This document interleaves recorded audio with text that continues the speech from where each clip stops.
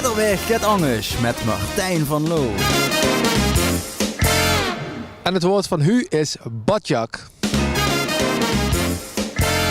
Weet u wat een badjak is? En een kruipel.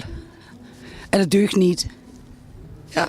Heeft u er wel eens last van een badjak? Nee, absoluut niet. Want ik heb meteen de slagen dan nak. Badjak. Ja. Een badjak, dat is een badtraf. Ja, dat is een badtraf, ja, wat is dat? Is er wat dit hoort? Ja, een badjak. Ja, En dat zeggen ze ook zo'n kerkraden. zo, dit vuil. We zagen jullie een badtraf. Weet u wat een badjak is? En een badjak en het niet deugt. Toch? Iemand die niet deugt? Ja, dat is geen schöne. Nee, dat is een... daar moet je voor oppassen. Wieso? Ja, omdat het oude is. Pladoes gedrukt. Waren jullie zelf vroeger ook badjes of dan niet? Badjakken. Een beetje.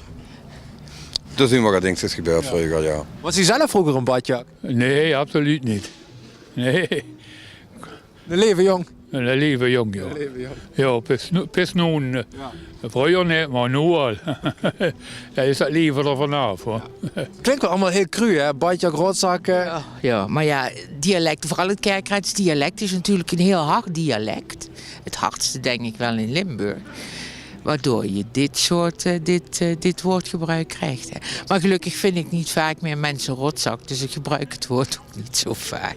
Dus badjak komt niet zo heel vaak voor bij u? Nee. Maar komen ze hier wel eens voor, de badjakken? Ja, je kunt ze wel altijd nog. Nog één keertje. Maar wat doen die dan tegen de badjakken? Ja, wat deed ze altijd? Je kunt ze best lossen lopen, hoor. Ja.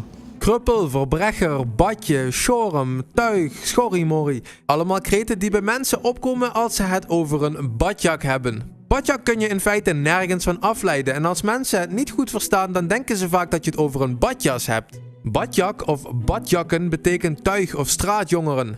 En badjak is naast het Limburgse woord ook de naam van de productiemaatschappij van de Hollywoodster John Wayne, die het in bekende westernfilms ook vaak opneemt tegen badjakken. En ben je toevallig op reis in Indonesië en je roept badjak, dan krijg je een overheerlijke schotel rijst met een lekker pittig sausje, de badjaksaus.